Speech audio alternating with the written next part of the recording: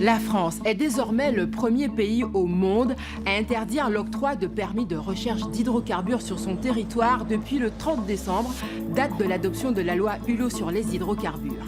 En réalité, cette loi est très symbolique, car elle est sans grande conséquence pour l'Hexagone.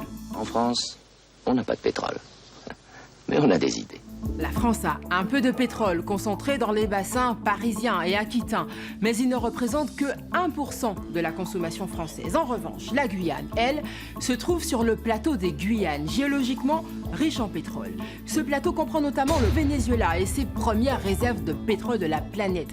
L'arrêt programmé des explorations a donc vraiment du mal à passer pour les élus guyanais qui réclament leur droit à exercer leurs compétences en matière de titres miniers en mer. En Guyane, on continue à faire décoller des fusées sur fond de bidonvilles et de misère humaine, tandis que la température de la marmite guyanaise continue d'augmenter. Alors faut-il lutter contre l'augmentation de la température de la planète ou l'augmentation de la température de la marmite guyanaise? Le gouvernement, lui, a tranché. Je préférerais pour la Guyane, mais vous en déciderez, que vous tourniez vers les filières d'avenir plutôt que vers les filières du passé.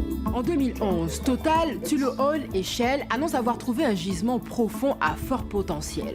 Nous avons 2 ans pour travailler sur l'évaluation quantitative au niveau des puits de pétrole, à travailler sur l'aspect fiscal, l'aspect de la formation. Mais cette découverte suscite une forte opposition des écologistes et des pêcheurs.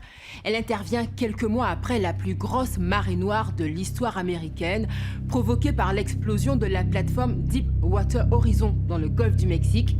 11 morts, près de 5 millions de barils déversés dans l'océan. Il y a d'ailleurs une recommandation qui a été prise demandant le moratoire, c'est-à-dire le fait de stopper ce projet d'exploitation pétrolière au large de la Guyane. Un an plus tard, la ministre de l'écologie suspend le permis d'exploration. Les géants pétroliers, soutenus par les élus guyanais, ont eu raison de Nicole Bricq, qui s'est retrouvée au commerce extérieur. Je ne pense pas qu'une société en France ait le pouvoir de faire et de défaire des ministères. Les forages reprennent donc très vite, sans succès. Et face à l'échec de la totalité des forages effectués, Tullow Oil puis Shell se retirent. Le permis de recherche est arrivé à son terme en 2016. Nicolas Hulot l'a prolongé au mois de septembre aux grandes dames des écologistes et des marins pêcheurs guyanais. Chaque fois qu'il y a eu impact, chaque fois qu'il y a eu recherche sismique, il y a eu disparition des poissons. Mais Total a jusqu'en 2019 pour explorer son dernier puits. C'est un forage qui durera 3-4 mois et qui nous permettra soit de continuer si le résultat est positif, ou alors d'arrêter la phase d'exploration. Si le résultat est positif, cela pourrait être le jackpot pour la Guyane et donc la France. C'est donc le puits de la dernière chance, car ExxonMobil, première compagnie pétrolière mondiale, vient de découvrir de nouveaux gisements au large du Guyana.